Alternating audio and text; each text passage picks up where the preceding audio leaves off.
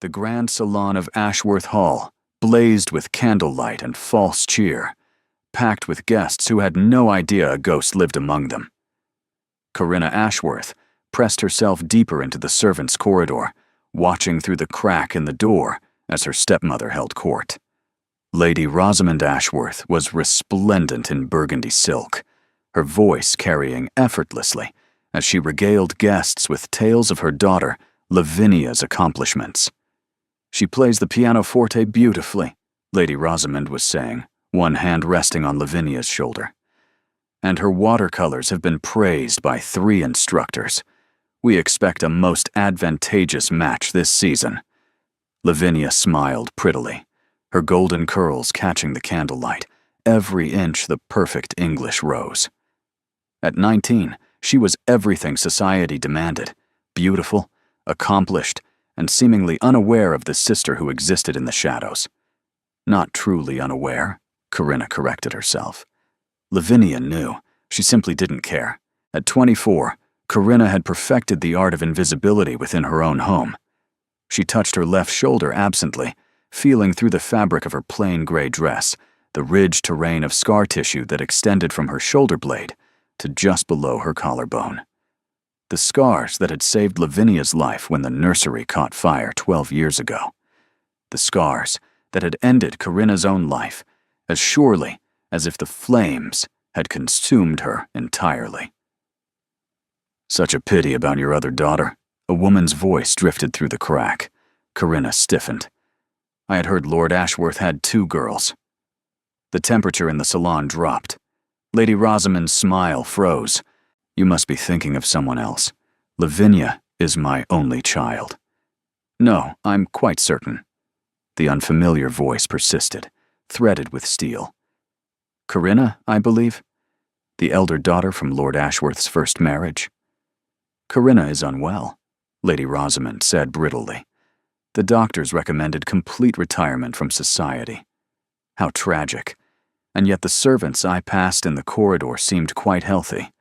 One in particular, gray dress, dark hair, intelligent eyes. She didn't look like a servant. She looked like a lady who'd been made into one. "Lady Honoria," Lady Rosamond said, and the name sent ice through Corinna's veins. Lady Honoria Vane, the Dowager Duchess of Thornhurst, one of the most powerful women in England. "I'm sure you're mistaken." "I'm rarely mistaken about anything." There was movement in the room. "Lord Ashworth, fetch your daughter?" "Your elder daughter. I should like to meet her." Silence fell. Then Corinna's father spoke weakly. "Of course, Your Grace." Corinna backed away from the door, but there was nowhere to go. The door swung open, and her father's face appeared. "Corinna, you're wanted in the salon." She followed him into the light. The gathered ladies stared, cataloging her plain dress, her unfashionable hairstyle, the pallor of someone who spent too much time indoors. So this is the hidden Ashworth. Lady Honoria Vane was perhaps 70, dressed in elegant gray silk that conveyed more authority than Lady Rosamond's burgundy. Her silver hair was elaborate, her posture ramrod straight, and her eyes, sharp blue, missing nothing, fixed on Corinna with unsettling intensity. "Your Grace," Corinna curtsied.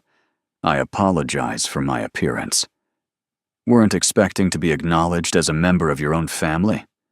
"No, I imagine you weren't." Lady Honoria circled her slowly. "Tell me about the fire. The one where she saved her sister's life? Where she pulled young Lavinia from a burning room at age 12, receiving these scars in the process?" Stunned silence. How could she possibly know? "I make it my business to know things," Lady Honoria said, reading her expression. "Particularly when those things involve injustice." She turned to Lady Rosamond. "You have hidden this girl away for 12 years. Made her a servant in her own home. And why? Because she bears the scars of courage? Your Grace. You cannot. I can do whatever I wish. I am the Dowager Duchess of Thornhurst, and your husband owes my family £3,000 that I have graciously declined to collect for 7 years. That debt comes due tomorrow, unless I decide otherwise. The color drained from Lady Rosamond's face. What do you want? To make Lady Corinna a proposition. In private. Lady Honoria led her to Lord Ashworth's study and closed the door. I have a grandson, she said without preamble. Theron Vane, Duke of Thornhurst. 31 years old, brilliant, wealthy, and utterly impossible. He has rejected every eligible lady in London. I believe you could capture his attention where dozens of accomplished debutantes have failed. Corinna actually laughed. Your Grace, that's absurd. I have no accomplishments, no social graces, no dowry. And the scars prove you have courage. The lack of polish proves you have authenticity. My grandson has spent years being hunted by women who see only his title. He is starving for something real. Lady Honoria's eyes gleamed. You are the most real thing I've encountered in a decade. What exactly are you proposing? Come live in my household. Be presented to society as my companion and protégé. Attend events at my side. Lady Honoria withdrew a folded document. And regardless of what happens with Theron, you will have this. It was a trust deed establishing £500 per year, held independently in her name. Consider it compensation for 12 years of injustice, Lady Honoria said. But I do hope you'll give Theron a genuine chance. Corinna stared at the promise of a life she'd never dared imagine. £500, enough to live independently forever, enough to never depend on anyone's goodwill again. Why would you do this for a stranger?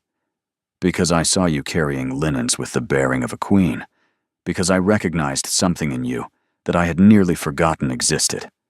She held out her hand. Come out of the shadows, Lady Corinna. Let me show you what you could be if someone believed in you. The voice that had run into fire to save a child answered. Yes, I'll come with you. Thornhurst House dominated an entire block of Mayfair. Corinna stood before it the following morning, her single trunk beside her, wondering if she'd made a catastrophic mistake. The departure from Ashworth Hall had been swift and decisive. Lady Honoria had announced her intentions to the assembled guests, informed Lord Ashworth his debt would be forgiven in exchange for his elder daughter's release, and swept Corinna away before Lady Rosamond could object. The interior stole her breath. Marble floors, soaring ceilings, artwork that belonged in museums. She was led to the Blue Suite, rooms larger than the entire upper floor of Ashworth Hall. Theron isn't here, Lady Honoria explained. He's at Parliament. He won't return until evening, which gives us time to prepare you for dinner. The gowns arrived at noon. The modista took one look at Corinna's figure and began working. Good shoulders, she murmured. The scars will be partially visible in evening gowns, as her grace instructed. The right man will see them as distinction. By late afternoon, Corinna had been transformed, bathed, coiffed, dressed in deep sapphire silk that made her gray eyes luminous. The gown's neckline revealed the upper edge of her scarring, a pale map against her skin. Exquisite, Lady Honoria declared. Absolutely exquisite. Then a door slammed somewhere in the house, followed by heavy footsteps and an irritated voice. Grandmother, I've just received the most absurd letter from Lord Ashworth, claiming you abducted his daughter. Please tell me this is some elaborate jest. That would be Theron, Lady Honoria said mildly. He does hate surprises. The door burst open. Theron Vane was tall and lean, with dark hair and gray-green eyes currently blazing with irritation. He stopped dead when he saw Corinna. Who the hell are you? Language, Theron. This is Lady Corinna Ashworth, the hidden daughter kept in servitude for 12 years because her stepmother found her inconvenient. She'll be staying for the season. Theron stared. Have you lost your mind? Quite the opposite. Grandmother, you cannot simply collect people. Standing right here, Corinna said quietly, capable of hearing everything you say. His eyes snapped to her. I beg your pardon. You're discussing me as if I'm furniture. I've spent 12 years being talked about rather than 2. I had hoped things would be different here. Surprise flickered across his face. Then, unexpectedly, respect. You have a temper. I have opinions, which my family found equally objectionable. Lady Honoria smiled with undisguised satisfaction. You see? Someone with substance. I'm not going to court a woman simply because you've installed her in our household. I haven't asked you to. I've asked you to be civil to my guest. Theron stood still, wrestling with his composure. Lady Corinna, I apologize for my rudeness. I was surprised. His gaze found her scars. Those are from the fire, I assume. Yes. Your family hid you because of them. Yes. Fools. The single word caught her off guard. Scars from saving a child's life are nothing shameful. They should have celebrated you, not buried you. He turned to leave. We'll have dinner together this evening. 7 o'clock. If we're sharing a household, we should probably have at least one proper conversation. After he left, Corinna released a shaky breath. He was arrogant, presumptuous, quick to anger. He had also looked at her scars and called her family fools for hiding her. This was going to be complicated. The weeks that followed established a pattern Corinna found both pleasant and unsettling. Breakfasts were companionable. They discussed papers and planned social calendars. Afternoons found them in separate pursuits. Evenings varied between social obligations and quiet hours in the library, where they'd sit reading, but somehow still together. You're not what I expected, Theron said one evening, 3 weeks into her residence. Most women confronted by a duke's displeasure would be apologizing profusely by now. I'm not most women, and I didn't do anything wrong. Fair point. He regarded her with interest. Tell me about yourself, beyond the circumstances that brought you here. I enjoy reading. Philosophy mostly, and history. I'm better at mathematics than is considered appropriate for a lady, and I strongly dislike gossip. Philosophy? His interest sharpened. What do you read? Currently Locke. Before that, Hume. I find epistemology fascinating. Most ladies consider philosophy tedious. Most gentlemen consider ladies tedious, so perhaps we're even. He laughed, a genuine sound that transformed his face entirely. Touché. His eyes met hers. You know you're genuinely intelligent? Not just intelligent for a woman? The casual compliment sent warmth through her. That's quite a statement from someone who graduated first in his class. It's also true. Anyone who's dismissed you as merely decorative is an idiot. Lady Honoria cleared her throat. Well, this is enlightening. They both seemed to realize they'd been staring at each other. I should return to work, Theron said abruptly. We're attending Lady Pemberton's ball next week, your official introduction to society. After he left, Corinna felt her heart beating too quickly. Against all reason, she was beginning to like him. And that was absolutely the last thing she needed. The Marchioness of Pemberton's spring ball was Corinna's official introduction to society. She wore emerald silk, the neckline deliberately revealing the upper edge of her scarring. Her hair was threaded with tiny emeralds that caught the light. Remember, Lady Honoria murmured as they arrived. You're not hiding. You're not apologizing. They were announced at the entrance, and every eye turned toward her. Whispers started immediately. The hidden daughter. Scars from a fire. Living with the Duke now. Then Theron appeared at the bottom of the stairs. Lady Corinna, he offered his arm. May I have the honor? She took it, and the whispers shifted. The Duke of Thornhurst was publicly claiming her as his companion. You're trembling, he murmured. I'm nervous. You don't look it. You look stunning. He remained at her side throughout, deflecting pointed questions, responding to veiled insults with cutting courtesy. When the orchestra struck up a waltz, he extended his hand. Dance with me. I never properly learned. I'll lead. Besides, if we dance, no one can approach us with questions. She took his hand. The sensation of being in his arms was overwhelming. She could feel his warmth, smell his cologne, and see the individual flecks of green in his gray eyes. Eyes on me, he said softly. Don't think about the room.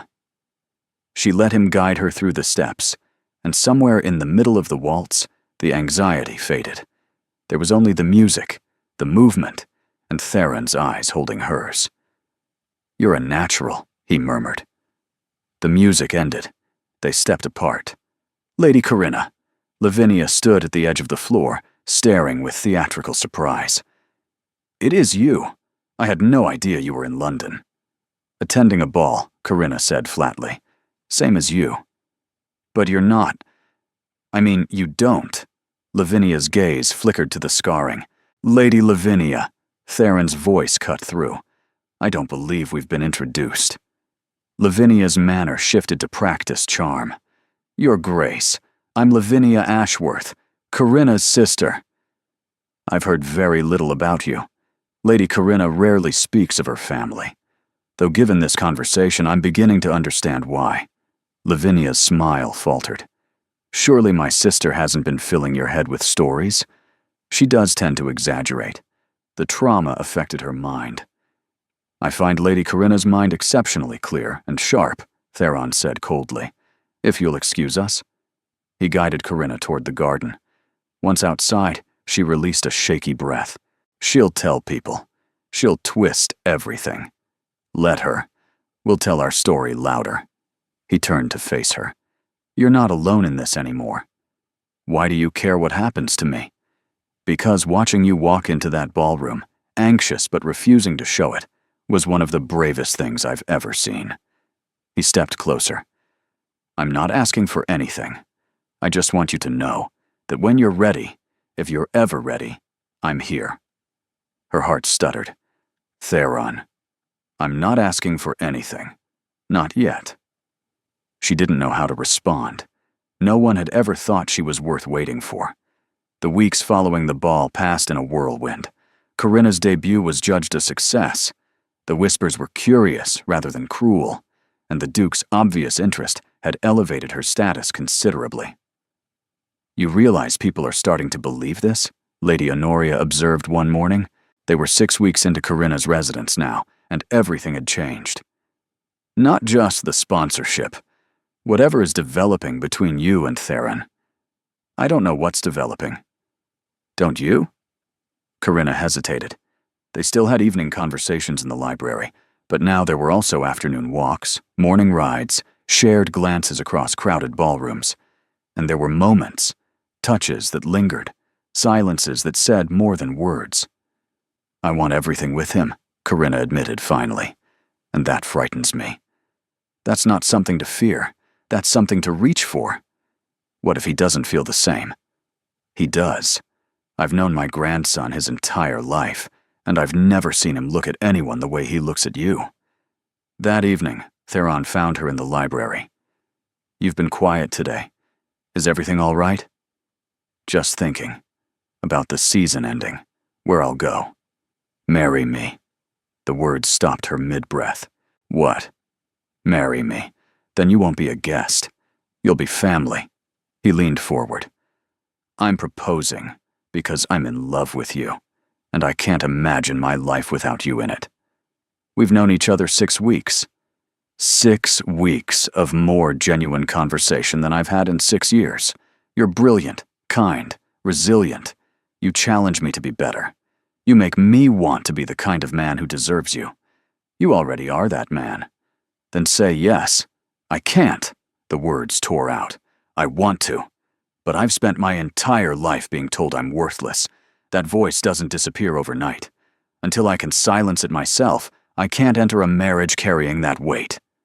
Theron was quiet. Then he kissed her palm. Then I'll wait, however long it takes.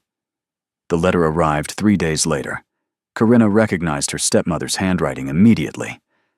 Dear Corinna, your recent activities have come to my attention. Return to Ashworth Hall immediately, and I will provide you with a cottage and small income. In exchange, you will end your association with the Thornhurst family. If you refuse, I will reveal letters suggesting you may not be Lord Ashworth's legitimate daughter at all. The scandal would be devastating for everyone. Consider carefully.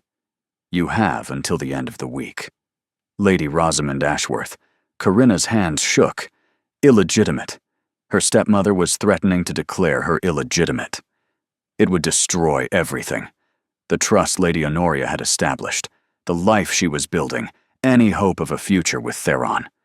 A duke could never marry a bastard, no matter how he felt. Instead of telling Theron, she made a terrible decision. She would confront her stepmother directly. Learn the truth. That night, she slipped out of Thornhurst House alone. Lady Rosamond was waiting in her sitting room, smiling. "I knew you'd come. You were always predictable." She set aside her book. "The letters don't actually exist. Your mother was boringly faithful. But by the time anyone established that, the rumor would already be everywhere." "You were going to forge evidence?"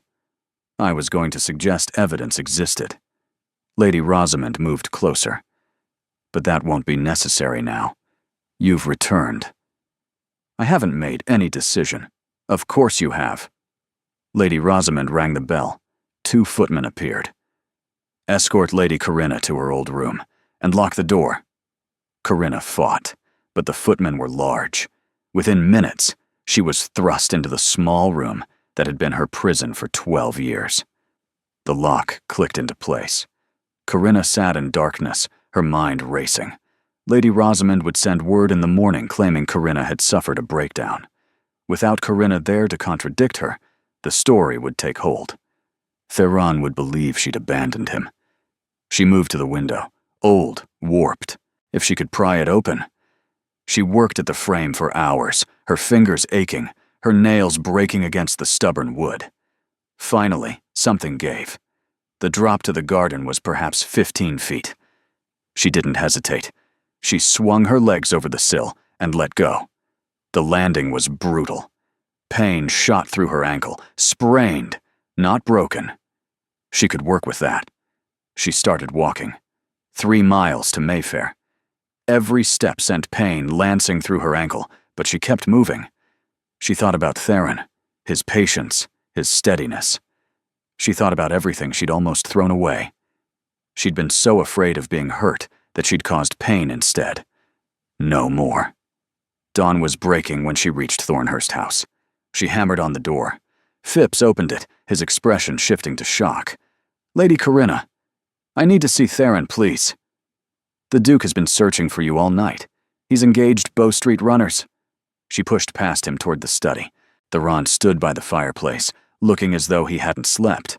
When he saw her, his expression cycled through relief, anger, and anguish.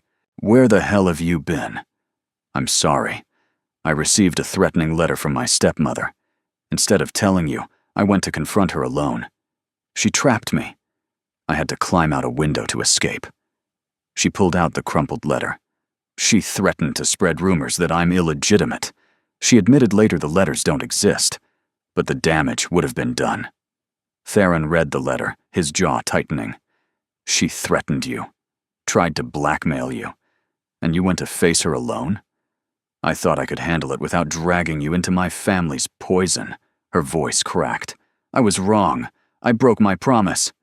"Yes, you did. You had me out of my mind with worry." His voice was hard. "Why didn't you trust me?" "Because I've spent my entire life being told I'm a burden.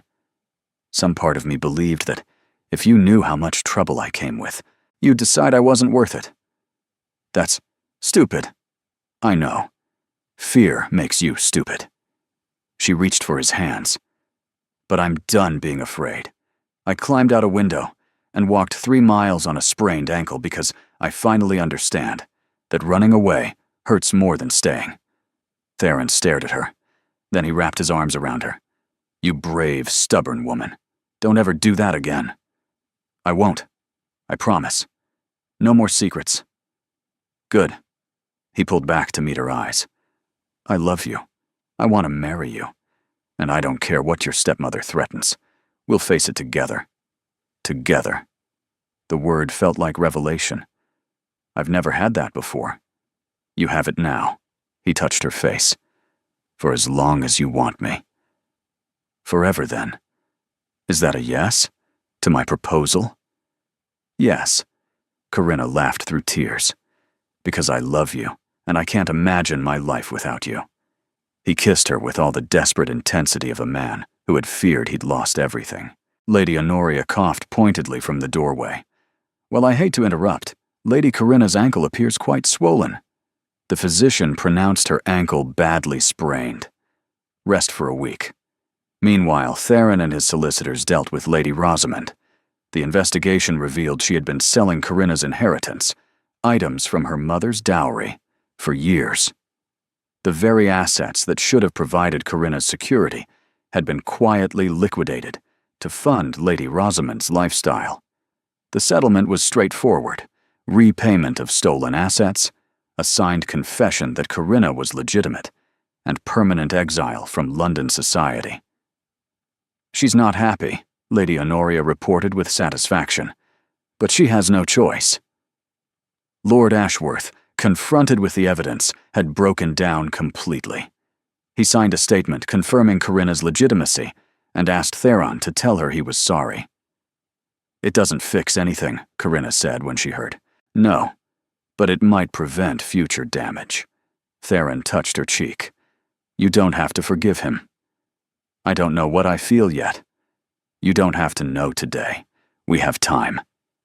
The engagement was announced formally, appearing in all the society papers. The story was irresistible.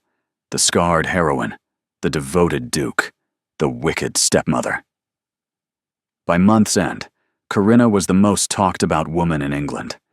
The wedding took place on a brilliant autumn morning. St. George's Church was filled with guests.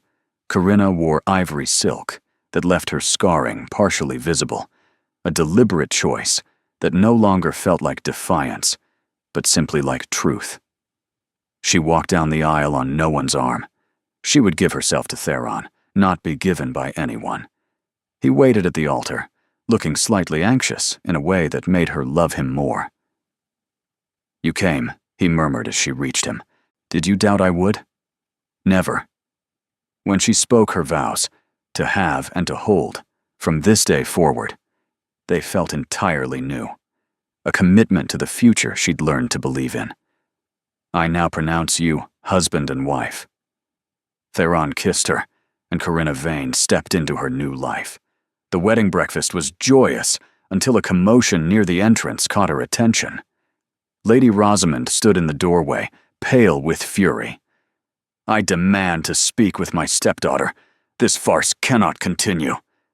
Guests parted as Corinna and Theron approached. "Lady Rosamond," Theron said coldly, "you were barred from London society. Protecting my family's honor." Her eyes fixed on Corinna with hatred. "You think you've won? The Duke will tire of you. They always do." "She'll have me," Theron said. "A husband who adores her, a family who values her. And you will have nothing but the bitter knowledge that your cruelty failed." He nodded to the footman. "Remove her." "This isn't over," Lady Rosamond hissed. "Yes, it is." Corinna's voice was gentle now. "It's been over for a long time. You just couldn't see it." She watched her stepmother disappear from her life forever, and she felt only peace. "Are you all right?" Theron asked softly. "I am." She took his hands. "She has no power over me anymore. She's just a bitter woman who made terrible choices. I don't need revenge. I just need her to be gone." "She is. She will be." He kissed her hands. "Now, I believe we were in the middle of a celebration." He led her back to the center of the room. The orchestra struck up a waltz, and Corinna let herself be swept into his arms once more. This time, there was no fear, no self-consciousness. There was only the music and the movement, and the man she loved holding her close. "Happy?" Theron murmured. "Completely." "Good. That's all I've ever wanted for you." 5 years later, the nursery at Thornhurst Manor was in cheerful chaos. 4-year-old Edmund had convinced his 2-year-old sister Honoria, named for her formidable great-grandmother, that building blocks were meant to be thrown. "Edmund Marcus Vane, if you throw one more block, there will be consequences." Edmund froze mid-throw, calculating whether consequences were worth it. Put it down. The block lowered, reluctantly. Papa says we're spirited, Edmund informed her. Papa is an optimist. Theron appeared in the doorway, scooping Edmund into his arms. Have you been causing trouble? He says he was throwing blocks near his sister's head, not at it. Shows good aim. Theron grinned. I'm encouraging spatial reasoning. You're encouraging chaos. Those two.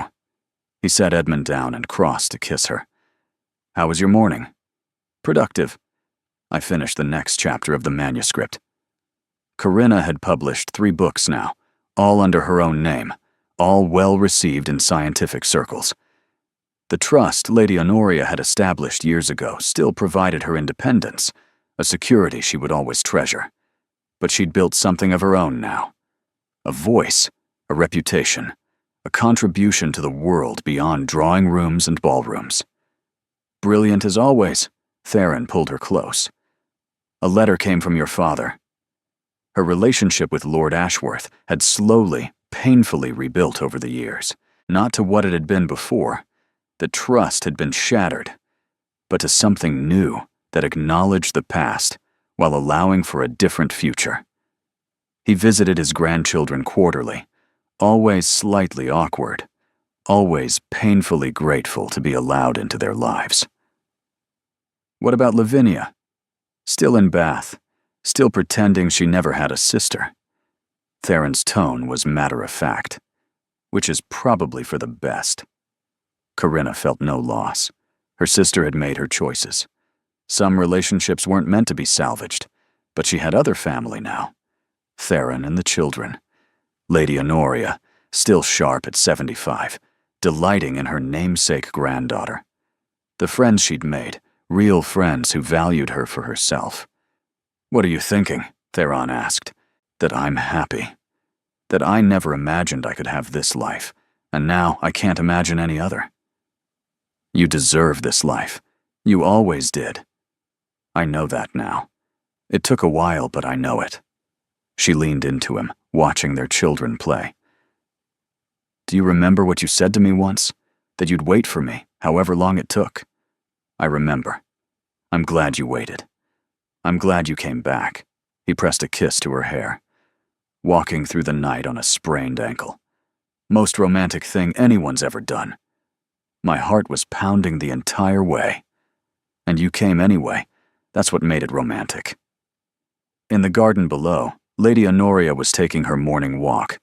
She looked up, perhaps sensing their gaze, and raised one elegant hand in greeting. The woman who had seen something worthy in a servant's corridor. The woman who had changed everything. Corinna waved back. Then she turned to rescue the picture book from little Honoria's grasp, mediate Edmund's increasingly elaborate games, and live the life that had once seemed impossible. The life she'd fought for, the life she'd earned, the life she would cherish, every ordinary, extraordinary day of it, until forever and beyond. Thank you for staying until the very end of this remarkable journey.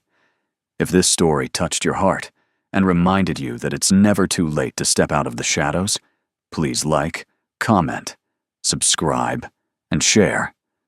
Another soul-stirring story awaits. Click, listen, and let yourself be swept away once more. From the bottom of our hearts, thank you for being here.